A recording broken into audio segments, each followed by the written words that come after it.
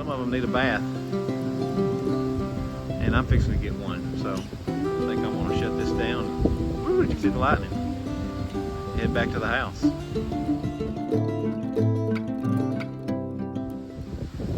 I came out here at lunch to check on the sheep, see how things are going. Got a little bit of a storm trying to blow up here, but to follow up from the paddock explanation, the paddock rotation video that I did the other day. We're back to square one on our paddock rotation. So again, we're looking at the south end of the field here on the western half. That's where the sheep are, and then there's the alleyway that we've created with the netting. It goes all the way down to the north end where we were at just a few days ago, or yesterday was the last day on that far paddock. And so we just pulled that white netting back a little bit, and we put our high tensile field fence over to the perimeter fence, which is back up in the woods here. So we cut a little path in there. Got a panel that goes to the fence, comes out to the edge of the field here, and then it was short a little bit there, so we just put a stopgap using some of the netting, and then we pick up our field fence here and run all the way down to the midline, and then southward to the perimeter fence that's inside the tree line there. So we've got them about a little more than a quarter acre here, probably closer to a half acre on this first one. Since we did cut this for hay, there's not as much forage here as there is or will be in the next paddock over. And so they were happy to get out here this morning. They've been very quiet,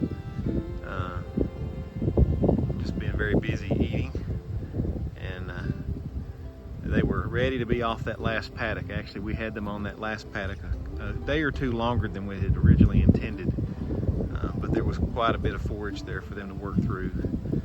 But they were certainly glad to be coming back to this first block this morning, and just something about seeing the sheep come out onto fresh pasture.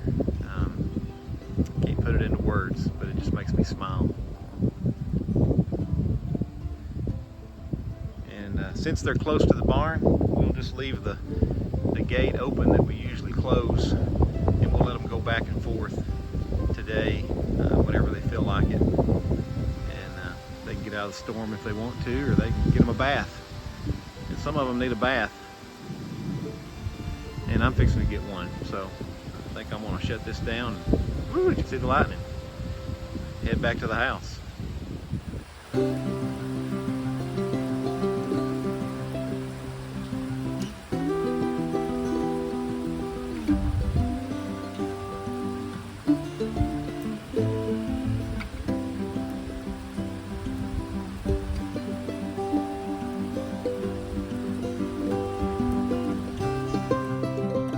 Good evening, everybody. I want to thank everybody for coming out and joining us for the barn briefing. I just wanted to go over a couple of reviews, particularly the paddock rotation. So we just finished, as you guys know, our first pass on our 4-acre pasture rotation. We had divided that up into 8 half-acre paddocks.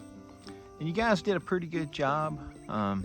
I think if I was going to advise you on one thing, you probably ate too much of the good stuff, and you didn't eat some of the other things that you ought to be eating. So some of those broadleaf weeds that you guys, I know you do like it, you kind of left those alone, and you went after the clover and some of the other stuff a lot harder.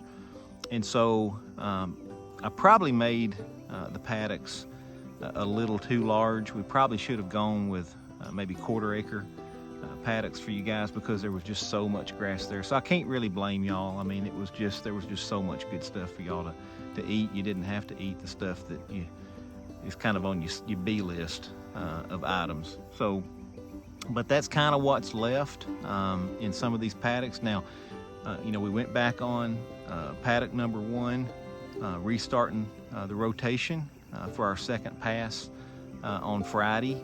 And as you guys saw, some of the nice stuff like the clover had already come back pretty good. but there was more of the B list items that you guys will probably having to get into a little bit. Now we had cut that paddock for hay, so it was a little shorter than the paddock you're going to go into on Tuesday. You got one more day on your current paddock, and then you'll be going into the next paddock in the second pass here. And there's going to be some taller stuff there left over, and we're going to leave you guys there for about 4 days and see how it goes. We're just going to kind of watch it. We're thinking 3-4 days per paddock. These first couple are going to be closer to a ½ acre again, and then we're going to tighten it up to about 1/4 acre per paddock as we go.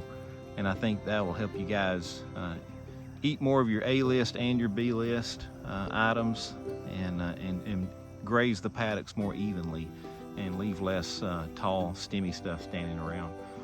And that'll make the paddock come back better, you know, if we get a third pass, and I think we will.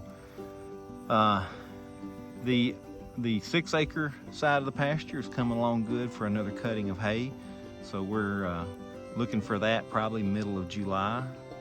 Again, it just kind of depends on what the rainfall is like over the next few weeks, but right now it's looking pretty good. Got us a good shower on Friday. It just kind of helped things from getting too dry.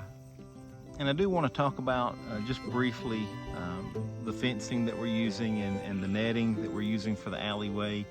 You know, we did have one minor incident last week when Duchess, when you got your head stuck in the fence when you were trying to get to the donkey's water pail. Fortunately, I was there to see that and get you out, and I appreciate you being calm while I worked on that and got you out of there. But we really, that's why we're having to do the fencing that we're doing now. It's just we just can't be there to watch you little lambs, and when you might get your head stuck in the netting. So proves the point that we're probably on the right track now, doing the fencing the way that we are. It's a little more effort, but so far everything's working out the way we'd hoped. We did work, as you guys know, Saturday morning a little bit on some of you guys' feet. We're trying our best to figure out why you guys are limping and why you're so prone to getting some feet problems. Part of it was your hooves were growing a lot faster than we thought or than we expected. The cotyledons, or you guys are not supposed to grow a whole lot of a hoof needing trimming, especially if you're not getting a lot of grain, and you guys don't get a whole lot of grain. So we're a little surprised by that. It just means we're going to have to get you guys in there and trim those feet a little more often and stay ahead of it so you don't get your feet problems. There's a couple more of you that we need to get to yet and get you a little medicine in there and hopefully get that feeling better for you and get those hooves trimmed back. I know that our system is not what it needs to be. We're still trying to get the turntable tweaked to where it works best for y'all and for us. And we still got a little ways to go on that. You know, one of these days, you know, we'll have enough money that we can get one of them really nice systems that's commercially available and make it easier for everybody. But we got to work with what we got for right now. I think the last item on my list is I think we are fixing to come into another lambing season. I don't think it's going to be as many of you as it was back in December, January, February, March time frame. But I think there's about 10 of you that are going to be coming due here over the next few weeks, some possibly any day. So we're watching for you guys to show the signs, and we'll be giving you some assistance if you need it. We'll probably want to get your little lambs in and give them a little extra look, especially with the unfortunate loss we had recently with Winnie.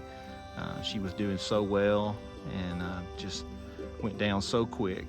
We just couldn't do anything to save her, and didn't really have any idea, and still don't know what happened to her. So we'll probably be giving you lambs a little extra attention in this next go around.